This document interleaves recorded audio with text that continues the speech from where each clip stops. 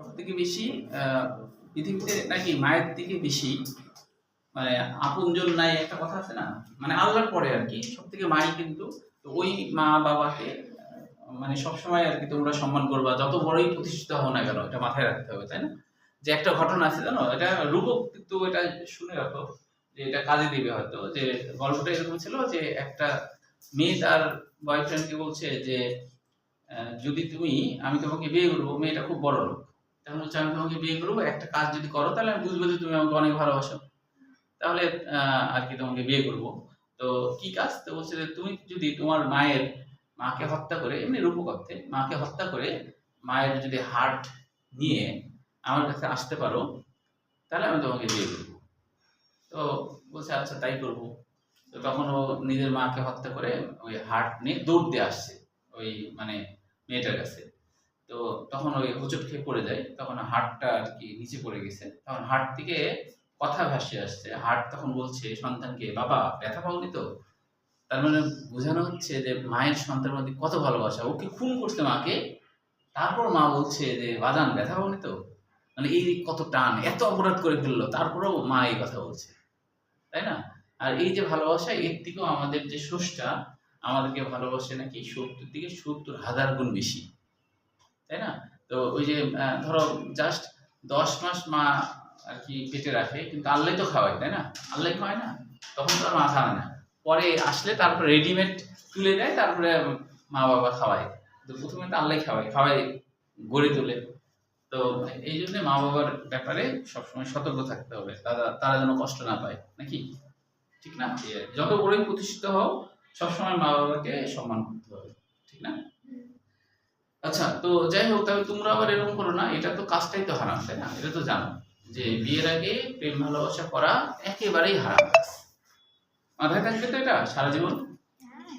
আর এটার মধ্যে জড়াই গেলে ক্যারিয়ার শেষ, ক্যারিয়ার ধ্বংস হয়ে যাবে। আচ্ছা, তাহলে আশা করি এটা এই ছন্দের মাধ্যমে কিছুটা কাছাকাছি দিচ্ছে, একটু গল্পটা মনে রাখবা তাহলে হবে। এরপরে বলছে ঘুমন্ত মানুষকে হঠাৎ জাগিয়ে তোলা, পরিবেশ সম্বন্ধে সতর্ক। ওই যে প্রথমে তো উঠতে চাচ্ছিল না, উঠেই দেখছে যে সকাল হয়নি, তখন হচ্ছে যে ওই যে পরিবেশ সম্পর্কে জানলো, জানি সকালে তো হয়নি, আবার ঘুমায় গেল, তারা আবার চিমটি কাটছে ধরো, তখন হলো উঠছে, উঠে দেখছে যে আরে এ তো আলমাস মামা, আমার মামা অনেক বছর পরে আসছে। তখন খুশিতে এই যে আবেগ, যে আবেগী হয়ে যাওয়া আর কি, তাই না? এই যে না, আবেগের কেন্দ্র, আবেগের কেন্দ্র এই। এরপরে দেখো এটা কিন্তু আসছে থ্যালামাসটা আসেনি, হাইপোথ্যালামাসটা মেডিকেল অ্যাডমিশন 14 আর 24 সালে আসছে। হ্যাঁ, এবার আসছে এবার, মানে যারা আর কি গতবার যারা করলো চান্স পেল, এখন তো 25 সাল না, 24 সালে আসছে হাইপোথ্যালামাসের কাজটা আর কি। হ্যাঁ, কাজের কোনটা ছাড়া ছিল? আচ্ছা, আমি খালি এইটা লিখে রাখছি তো সবগুলাই পড়ে দিলে। আচ্ছা, এবার দেখো যে হাইপোথ্যালামাসের ক্ষেত্রে, তার মানে হাইপো মানে তো নিচে, থ্যালামাসের নিচে, তাই না? আচ্ছা, এটার ক্ষেত্রে ছন্দটা বানিয়েছি এরকম, হাইপোথ্যালামাসের ক্ষেত্রে অভিটিপু অন্তরা ঘড়ি কিনে স্বয়ংক্রিয় শীততাপ নিয়ন্ত্রিত স্বয়ংক্রিয় সিঁড়িতে উঠলো। আবার লিখে দিন আপনি, অভিটিপু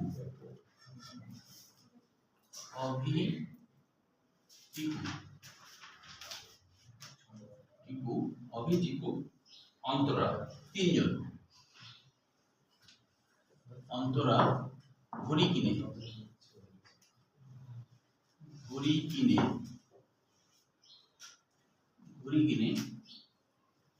শীততাপ নিয়ন্ত্রিত স্বয়ংক্রিয় সিঁড়িতে উঠল।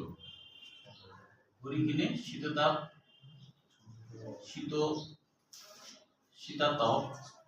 নিয়ন্ত্রিত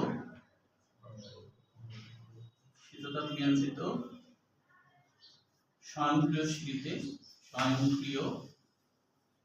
সিঁড়িতে উঠল। এই কাজ তো অনেকগুলো, যার জন্য ছন্দও তো অত ছোট বানানো যাচ্ছে না, তাই কি না? তাই না?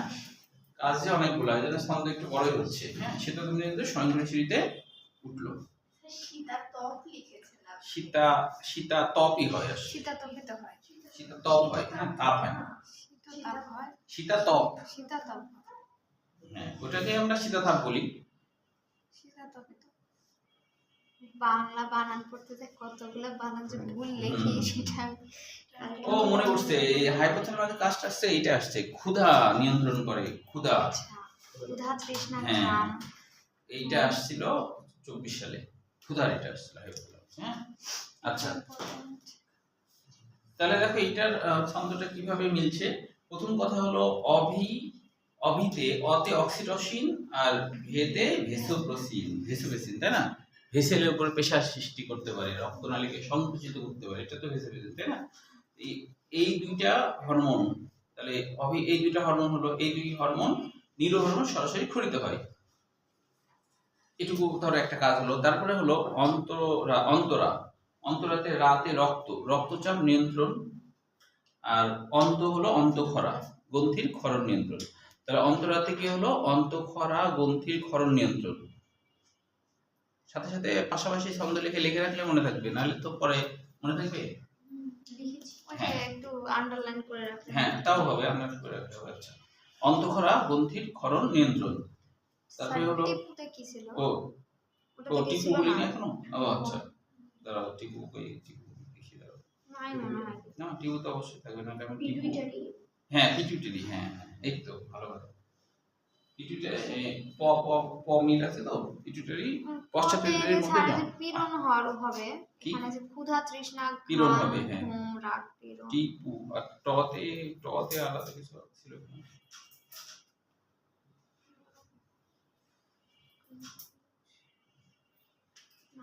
আচ্ছা। ও এই যে নিউরো হরমোন হবে, তাও তো আবার ট নাই।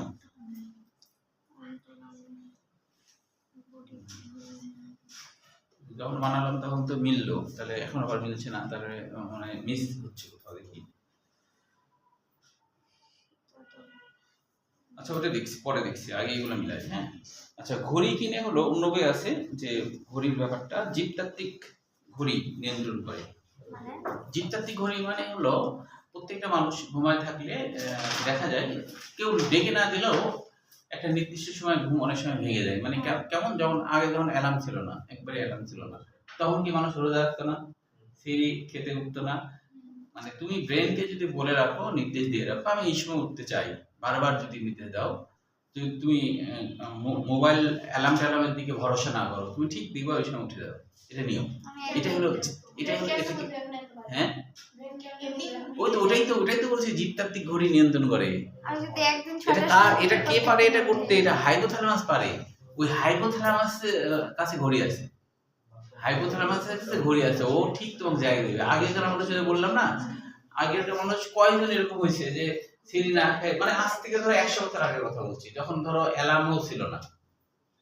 হ্যাঁ তো এই 100 বছর আগে মানুষরা রোজা রাখছে না, তো তারা হচ্ছে যে কিভাবে উঠছে, কারণ তাদের ওই জীবতাত্ত্বিক ঘড়ি কাজ করছে। এখন আমাদের জীবতাত্ত্বিক ঘড়ি কাজ করে না কেন? কারণ আমরা তো অন্য কিছুর উপর নির্ভরশীল হয়ে গেছি, ওই জন্য কাজ করছে না। কিন্তু তোমার কাছে কোনো একদিন যদি দেয়া না হয়, তুমি যখন উঠতে চাইবা, যেমন ট্রেন ধরার সময় ঠিকই মানুষ কিন্তু উঠে যায়।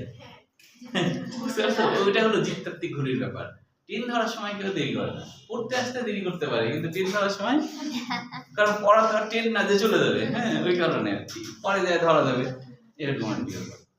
তো ওটাই হলো যে জীবতাত্ত্বিক ঘড়ি নিয়ন্ত্রণ করে হাইপোথ্যালামাস। এটা মানে মাঝেদার বই আছে। হ্যাঁ ঘড়ি কিনে তারপরে দেখো। হ্যাঁ ঘাম হবে, ঘুম হবে, ঘৃণা হবে। হ্যাঁ কোনটাতে? ও আচ্ছা, এই জীবতাত্ত্বিক ঘড়ি দিয়ে। হ্যাঁ ঘড়ির ঘ দিয়ে। হ্যাঁ ঘড়ির ঘ দিয়ে ঘাম। হ্যাঁ ঘৃণা। হ্যাঁ হ্যাঁ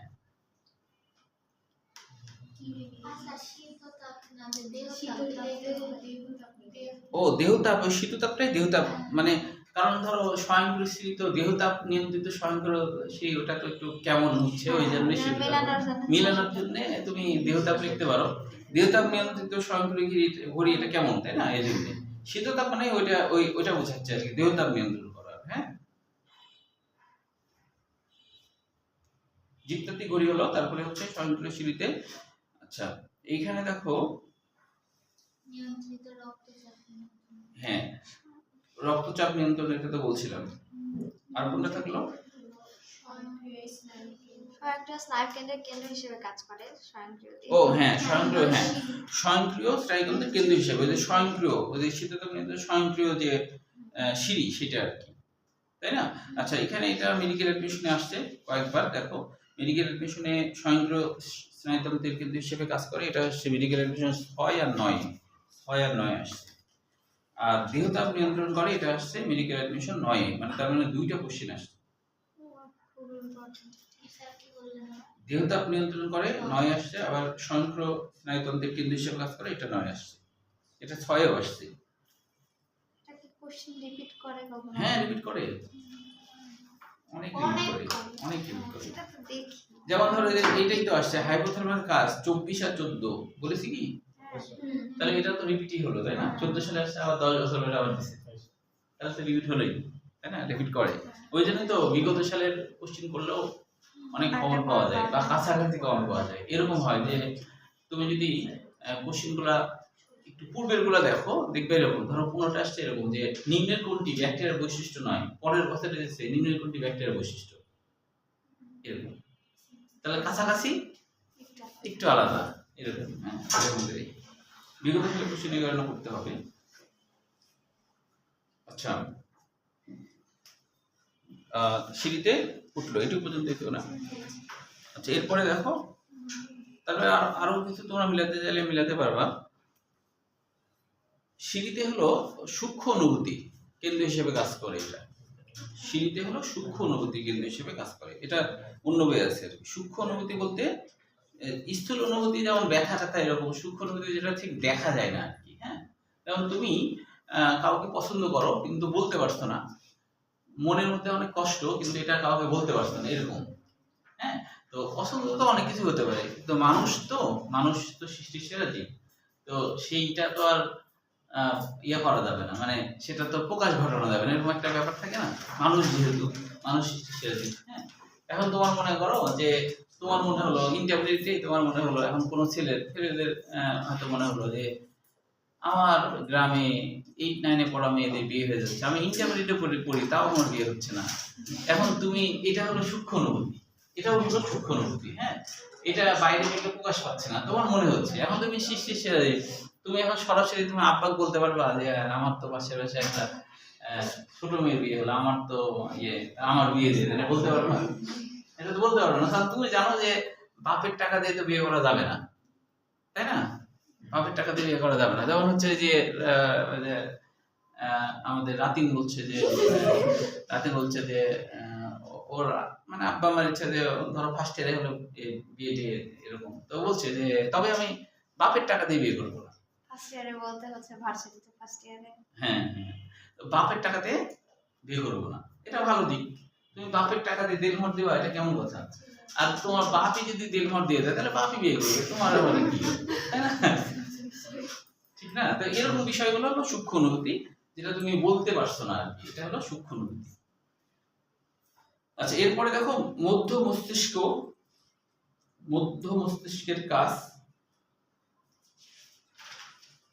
সেরেব্রামের কাজটা খুব ভালো করে মিলেছে। হ্যাঁ, সেরেব্রামের কাজটা ভালো করে মিলেছে। আমার থালাবাস ভালো থালাবাসের গল্পটা। হ্যাঁ, ও আচ্ছা। আচ্ছা, তার আগে মধ্য মস্তিষ্ক সম্পর্কে কিছু কথাবার্তা। মধ্য মস্তিষ্কের কি কি অংশ আছে দেখো, যেমন টেকটামের বাংলা অর্থ হচ্ছে পৃষ্ঠীয় অঞ্চল, পৃষ্ঠীয় দিক, এরকম বোঝায়। হ্যাঁ, মানে মধ্য মস্তিষ্কের ঠিক পৃষ্ঠের দিকে থাকে যেটা, সেটা হলো টেকটাম বলা হয়। তারপরে সেরিব্রাল অ্যাকুইডাক্ট মানে হলো জল নালী, যেদিক দিয়ে একটা নলের মতো গঠন, যেখান থেকে সেরিব্রোস্পাইনাল ফ্লুইড যাতায়াত করতে পারে, এটাকে বলা হয় অ্যাকুইডাক্ট। ডাক্ট মানে নালী বোঝায়। হ্যাঁ, আর অ্যাকুয়া মানে হলো পানি, মানে কি তাহলে জল নালী বা পানি নালী, এরকম বোঝায়। হ্যাঁ, অ্যাকুয়া মানে পানি, ঠিক আছে, এইভাবে আর কি এরকম নাম হয়েছে। এবং এখানে গহ্বর থাকে, তাদের সাথে কানেকশন করে, সেই বিষয়টা আছে। কর্পোরা কোয়াড্রিজেমিনা মানে দেহ, কোয়াড্রিজেমিনা এর আগে তো বলছি 4টি গুচ্ছ। আর সেরিব্রাল পেডাঙ্কল মানে বৃন্ত বা যুক্ত নালী, সেরিব্রালকে যুক্ত করে যে নালী বা যে বৃন্ত, সেটাই হলো এই। এখন দেখো যে মধ্য মস্তিষ্কের মেইন কাজ হলো এটি অগ্র ও পশ্চাৎ মস্তিষ্কের মধ্যে যোগসূত্র রচনা করে দর্শন, শ্রবণ, তথ্যের সমন্বয় ঘটায় এবং প্রতিবেদন সৃষ্টি করে। তাহলে এখানে তুমি মনে রাখবা মধ্যস্থির কাজ হলো সাংবাদিকের মতো। কেন সাংবাদিকের মতো দেখো তো, সাংবাদিকরা কি করে যে দর্শন করে কোনো কিছু, কান দিয়ে শুনে কি হলো ঘটনা তারপরে কি প্রতিবেদন করে না? তাহলে তুমি মনে রাখবে সামঞ্জস্য রেখে হ্যাঁ, প্রতিবেদন করে, তো তাহলে সাংবাদিকের মতো কাজ করে। তাহলে এটা মনে রাখলে হবে যে এরা হলো মধ্যস্থির কাজ কি সাংবাদিকের মতো, মধ্যস্থির কাজ হলো সাংবাদিকের মতো, এটা মনে রাখলে হবে। আচ্ছা, এরপরে পশ্চাৎ মস্তিষ্ক, এটা আসছে, এটা হলো আসছে এইভাবে যে পশ্চাৎ মস্তিষ্কের অংশ নয় কোনটি? মেডিকেল এডুকেশন 18 সালে আসছে এটা, সেরেবেলামের এটা। হ্যাঁ, দেখলাম এটা। তো তিনটা অংশ নয় এরকম, তাহলে মেডিকেল এডুকেশন 18 সালে আসছে। আর সেরেবেলামের কাজের মধ্যে আসছে দেহের ভারসাম্য ও দেহভঙ্গি বজায় রাখা, এটা মেডিকেল এডুকেশন 13 সালে আসছে। এটা তো মেইন কাজের, হ্যাঁ, এটাই মেন কাজ। আচ্ছা, এখন দেখো যে এখানে কাজের মধ্যে যে বিষয়গুলো, যে পশ্চাৎ মস্তিষ্কটাও কিন্তু সৃজনশীল হিসেবে পড়তে হবে। হ্যাঁ, দিয়ে হবে বন্ধনা দিবে। আচ্ছা, এখন ছোট মিস কল দিয়েছে। হ্যাঁ, আচ্ছা, তাহলে এখন দেখো যে এখানে পশ্চাৎ মস্তিষ্ক সৃজনশীল হিসেবে আসে, আবার সেরিব্রামটাও কিন্তু সৃজনশীল হিসেবে আসে। হ্যাঁ, কাজ তো মেডিকেল এডুকেশনের জন্য গুরুত্বপূর্ণ, কিন্তু এই যে সেরিব্রাম আসছে না সেরিব্রাম? না, সেরিব্রাম তো পশ্চাৎ মস্তিষ্কের অংশ, পশ্চাৎ মস্তিষ্ক সৃজনশীল হিসেবে আসে, অগ্র মস্তিষ্ক সৃজনশীল হিসেবে আসে। আর কাজগুলো তো মেডিকেল অ্যাডমিশনের জন্য গুরুত্বপূর্ণ, বোর্ড পরীক্ষাও আসে, তবে মেডিকেল অ্যাডমিশনে বেশি আসে। হ্যাঁ, আচ্ছা, তো এখন দেখো যে পশ্চাৎ মস্তিষ্কের মধ্যে প্রথমে সেরিবেলাম, এটার সম্পর্কে তো তুমি এইভাবে মনে রাখবা যে সেরিবেলামের কাজটা, যে সেরিবেলাম সারা বেলা চলাফেরা করলে পেশিতে টান পড়ে, ভারসাম্য হারাবে। স্যারে যে ঐচ্ছিক পেশি বিষয়টা, এটা তো সেরিব্রামও করে, হ্যাঁ, ঐচ্ছিক পেশি কার্যাবলী নিয়ন্ত্রণ করে। হ্যাঁ, তাহলে সেই ক্ষেত্রে এটা তো এক কোথায় আছে ঐচ্ছিক চলাফেরা? স্যারে যে সেরিব্রামের ক্ষেত্রে সেরিবেলামের ক্ষেত্রে সেরিব্রাম, এই দুটার কাজ প্রায় কাছাকাছি, প্রায় কাছাকাছি আর কি, কিছু আলাদা আছে, যেমন ধরো যে পেশি টান নিয়ন্ত্রণ করা, এইটা আর কি, এটা একটু আলাদা। ঐচ্ছিক পেশি কার্যকলাপ নিয়ন্ত্রণ করে। হ্যাঁ, না ওই কিছুটা মিল আছে, সেরিব্রাম আর সেরেবেলামের মধ্যে মিল আছে, তবে মনে রাখবা তুমি কাজ তো প্রায় এক, একটু আলাদা। তো সেরেবেলাম মনে রাখবা সারা বেলা চলাফেরা করলে পেশিতে টান পড়ে ভারসাম্য হারাবে, এটা হলো একটা ধরো উপদেশ। সারা বেলা তুমি যদি চলাফেরা করো তাহলে পেশিতে টান পড়বে এবং ভারসাম্য হারাবে। সারা বেলা দিয়ে সেরেবেলাম মনে রাখবা, সারা বেলা দিয়ে সেরেবেলাম মনে রাখবা, সারা বেলা দিয়ে সেরেবেলাম মনে রাখবা। সারা বেলা কাজ করলে, চলাফেরা করলে, হ্যাঁ, সারা বেলা টান পড়ে ভারসাম্য হারাবে, সারা বেলা চলাফেরা করলে। তাহলে সারা বেলাতে তো সেরেবেলাম মনে রাখলাম, যেটা সেরেবেলামের কাজ। তাহলে এই যে তোমার হচ্ছে ঐচ্ছিক চলাফেরা, ঐচ্ছিক পেশি টান নিয়ন্ত্রণ, দেহের ভারসাম্য হারাবে মানে দেহের ভারসাম্য ও দেহভঙ্গি বজায় রাখা, চলাফেরার দিক নির্ধারণ করা, মোটামুটি তুমি তখন পারবা এটা। আচ্ছা, এবার দেখো যে এরপরে আমরা চলে আসি পঞ্চের এখানে। ও হ্যাঁ, পার্থক্যটা কখনো আসেনি যদিও, তাও করে রাখতে হবে, দিতে পারে, এটা গয়ের জন্যই দিতে পারে। হ্যাঁ, অন্তত 6টা মনে রাখতে হবে যেকোনো। হ্যাঁ, এবার দেখো পঞ্চ, তো পঞ্চের ক্ষেত্রে যেটা মনে রাখতে হবে, পতে দেখো পঞ্চ হয়, আর পতে হলো প্রতিবর্তক কেন্দ্র হিসেবে কাজ করে পতে, তাই না? আর পঞ্চের দন্তের সাথে হয় শ্বসন কাজ নিয়ন্ত্রণ করে। তাহলে পতে দুইটা বিষয় মনে রাখবো, পতে প্রতিবর্তক ক্রিয়া নিয়ন্ত্রণ, ওই যে রিফ্লেক্স যেটা, তাই না? প্রতিবর্তক ক্রিয়া রিফ্লেক্স, এটা তো জানো, প্রতিবর্তক ক্রিয়াটা জানো তো, তাই না? আচ্ছা, তাহলে পতে প্রতিবর্তক ক্রিয়া প্রতিবর্তক কেন্দ্র হিসেবে কাজ করে, আর দন্তেশ্ব আছে না পঞ্চের, হ্যাঁ, শ্বসন কাজ নিয়ন্ত্রণ করে। তাহলে এই দুইটা কাজ সহজে মনে রাখবা কিভাবে, পঞ্চের পদে, হ্যাঁ হ্যাঁ, ও দন্তের সাথে স্পাইনাল কর্ড হবে। হ্যাঁ, ঠিকই ধরেছো, দন্তের সাথে শ্বসন কার্য হবে, স্পাইনাল কর্ড ও মস্তিষ্কের মধ্যে সঞ্চালন পথ হিসেবে কাজ করে, মানে অনেকগুলাই হচ্ছে। এরপরে মেডুলা অবলঙ্গটা, তো মেডুলা অবলঙ্গটা দেখো মনে রাখবা, মেডুলা অবলঙ্গটা অ আছে, অ মানে অনৈচ্ছিক যত অনৈচ্ছিক কাজ, অনৈচ্ছিক যত অবলম্বনটাতে অ আছে না, তার মানে কি সব অনৈচ্ছিক কাজ নিয়ন্ত্রণ হয়। অবলম্বনটাতে হলো মানে সব অনৈচ্ছিক কাজ। অনৈচ্ছিক মানে নিজের ইচ্ছায় যেটা তুমি পারো না, তাই না? যেমন ধরো যে আমাদের যে হৃদস্পন্দন হচ্ছে, শ্বসন হচ্ছে, সব অনৈচ্ছিক না?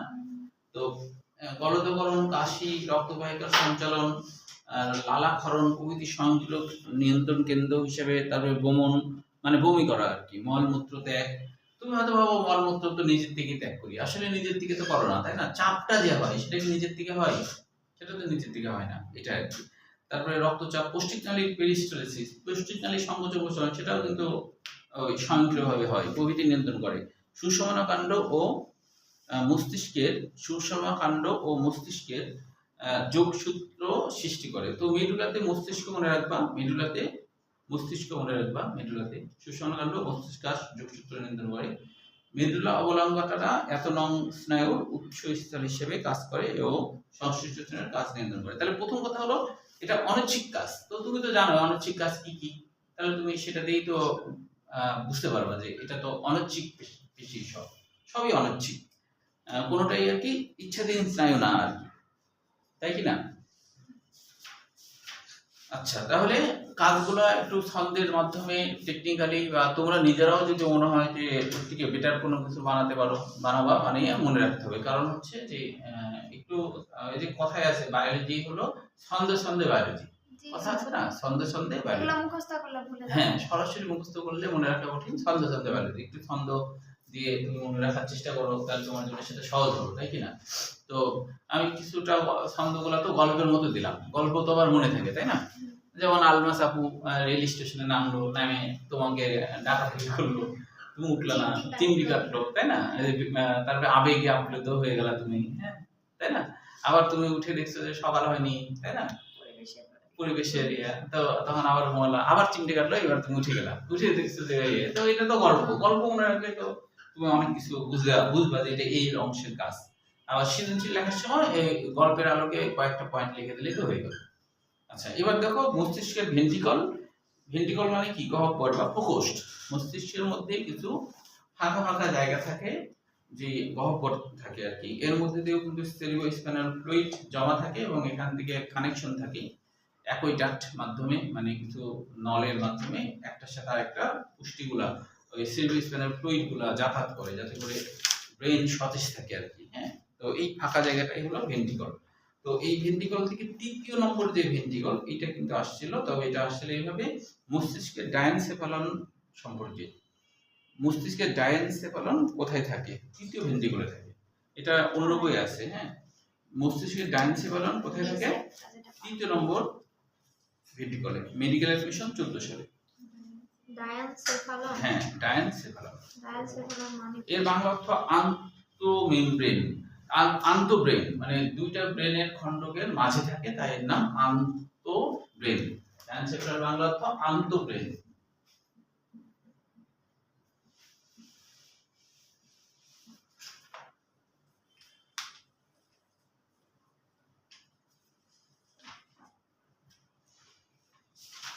তাহলে এখান থেকে আর কোনো কোশ্চেন নাই, সব জায়গা থেকে যে দেখতেছি একটা না একটা একটা কোশ্চেন না একটা দিছে, হ্যাঁ। এবার দেখো সেরিব্রোস্পাইনাল ফ্লুইড। সেরিব্রোস্পাইনাল ফ্লুইড, এটা 14 সালে আসছিল। হ্যাঁ, 14 সালে আসছিল মেডিকেল এডুকেশন। সেরিব্রোস্পাইনাল ফ্লুইড কেন হলো কোশ্চেন হিসেবে পড়ে রাখবা, এটা তো বুঝতেই পারছো। সেরিব্রামে থাকে, সেরিব্রাম মানে তো মস্তিষ্ক, আর স্পাইনালের মধ্যেও থাকে, স্পাইনাল কর্ড এর মধ্যে থাকে, এই জন্য এর নাম হলো সেরিব্রোস্পাইনাল ফ্লুইড, দুইটা মিলে। দ্বিতীয় নম্বর প্যারায় কতগুলো এমসিকিউ আছে দেখো, যে এটি মৃদু খাদ্যধর্মী হয়, এর পিএইচ কত? 7.33, আর আপেক্ষিক গুরুত্ব 1.004 থেকে 1.006। প্রাপ্ত বয়স্ক মানুষের দেহে এর পরিমাণ হলো 140 থেকে 150 মিলিলিটার, দৈনিক ক্ষরণের পরিমাণ 500 মিলিলিটার। আর কাজের মধ্যে থেকে তোমার হচ্ছে যে 3 নম্বর এবং 4 নম্বর গুরুত্বপূর্ণ, 3 আর 4 বেশি গুরুত্বপূর্ণ। যে স্নায়ুকোষকে পুষ্টিদ্রব্য ও অক্সিজেন সরবরাহ করে, মস্তিষ্ককে ভাসিয়ে রেখে এর প্রকৃত ওজন 1500 গ্রাম থেকে 50 গ্রামে হ্রাস করে। ভাসিয়ে রাখছে, তাহলে ওজনটা হালকা হলো না, এই আর কি। হ্যাঁ, কত কমে গেল এটা বোঝাচ্ছে। এখন দেখো এখানে তো আগে যা পড়ছি সেটাই সংক্ষেপে দেওয়া আছে কাজগুলা। হ্যাঁ, কাজগুলো সংক্ষেপে দেওয়া, একই জিনিস। এবার হলো মানুষের কর্টিক স্নায়ু। এটার এইখানে যা আছে এটাই আবার শকে যেটা আছে, এই শকটা পড়লেই হবে, এখান থেকে কিছু করতে হবে না। এই যে শক, এই শকটা খুবই গুরুত্বপূর্ণ। মেডিকেল অ্যাডমিশন, বোর্ড পরীক্ষা, বোর্ড পরীক্ষাও এখান থেকে সরাসরি এই যে 12 যারা কর্টিক স্নায়ুর নাম লিখতে বলে, তারপরে এর প্রকৃতি আর কাজ, মূলত এটা আসে হলো নাম, প্রকৃতি, কাজ। এত বড় সালা সে ঘন বারে না, প্রথম 5টা শেষ 5টা এইভাবে, প্রথম 6টা শেষ 6টা এইভাবে আছে, একবারে সবগুলো না। তো দেখো আমরা তো জানি কর্টেক্স স্নায়ু মানেই হলো যেগুলো ব্রেন থেকে বের হয়েছে, তাই না? ব্রেন থেকে বের হয়ে বিভিন্ন জায়গায় চলে গেছে, সেটাই হলো কর্টেক্স স্নায়ু, যেটা কর্টি থেকে বের হয়েছে, তাই এর নাম কর্টেক্স স্নায়ু, তাই না? তো এখন এই কর্টিক স্নায়ুর যে সুচার আছে ওর ভিতর দিয়ে বের হয়ে আমার গোটা শরীরে বিভিন্ন জায়গায় গেছে আর কি। হ্যাঁ, সুচারের ভিতর দিয়ে বের হচ্ছে, আমাদের সুচার আছে না, ওর ভিতর দিয়ে বের হচ্ছে। হ্যাঁ, এইসবের ভিতর দিয়ে বের হচ্ছে, এইসবের ভিতর দিয়ে বের হয়ে ধরো নাকে গেছে, চোখে গেছে, কানে গেছে, তারপরে আবার গলাতে, লাঞ্চেও কিছু আছে, এরকম। হ্যাঁ, আছে না, পাকস্থলীর ওইদিকেও আছে। তাহলে এর ভিতর দিয়ে বের হয়ে আবার চলে গেছে, এটাই হলো কর্টেক্স স্নায়ু। তখন কর্টেক্স স্নায়ু 12 জোড়ার মধ্যে প্রথমে হলো অল ফ্যাক্টরি।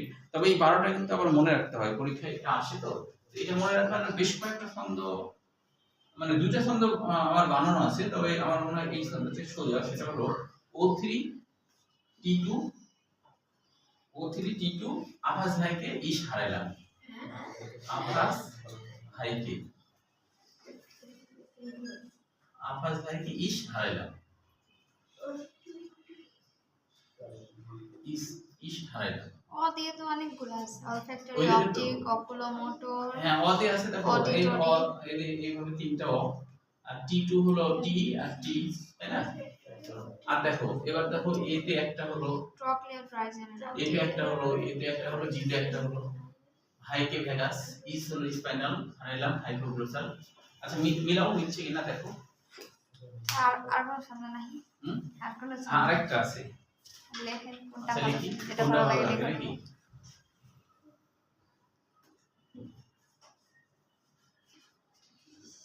ওলো অপু, অপু নামে একজনকে বলছে, ওলো মানে হ্যালো, ওলো অপু, অপু তো ভয়ে। না, ওটা যেটাই ভালো মনে হচ্ছে। তারপর লিখে দিই টাকা পয়সা, টাকা পয়সা, টাকা টাকা, টাকা টাকা, টাকা নিয়ে এসো, নিয়ে এসো, ফেলে এসো জিনিস ভাই, ফেলে, ফেলে এসো জিনিস ভাই, জিনিস ভাই।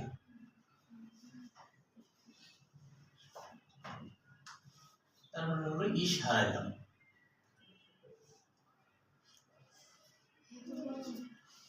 দরকার নাই, ওটা ছাড়াটা বাদ দেন। এদের হলো অপু, তাহলে অল ফ্যাক্টরি, অপুতে অপটিক, তারপরে অপুত ভয় মানে কি? অপুত মানে, অপুত ভয় মানে অকুলো, এটা এটা না, এই অপুত ভয় হলো অকুলোমিটার। টাকা টাকা, ট্রক্লিয়ার ট্রাইজেমিনাল, টাকা টাকা, ট্রক্লিয়ার ট্রাইজেমিনাল। এতে কি? এতে অ্যাবডুসেন্স, অ্যাবডুসেন্স আছে। এতে অ্যাবডুসেন্স, ফেলে হলো ফেসিয়াল, এফে ফেলে এসো। এফে ফেসিয়াল না? হ্যাঁ, ফেসিয়াল হলো ফেলে এসো, ফতে ফেসিয়াল, মানে গ্লাসোফেরিঞ্জিয়াল, ও ফেসিয়াল আছে, ঠিক আছে। হ্যাঁ। আবার জিনিস হলো গ্লোসোফেরিঞ্জিয়াল, জিনিস হলো স্যার গ্লোসোফেরিঞ্জিয়াল। আবার এতে কি? অডিটরি, ও 3 তে হ্যাঁ, অলফ্যাক্টরি, অডিটরি আছে না, ভেস্টি হলো, হ্যাঁ অডিটরি আছে না। ওটা তো ও হয়ে যাচ্ছে স্যার, মানে বাংলাতে তো ওই জন্য ওটাকে অ ধরতে হবে, অডিটরি। জিতে গ্লাসোফেরিঞ্জিয়াল, হ্যাঁ জিতে, ভাইকে ভেগাস। ইশ হারাইলাম, ইশ হারাইলাম মানে ওই যে স্পাইনাল অ্যাক্সেসরি, ইশ, ইশ মানে আফসোস করা, তাই না? ইশ মানে আফসোস করা।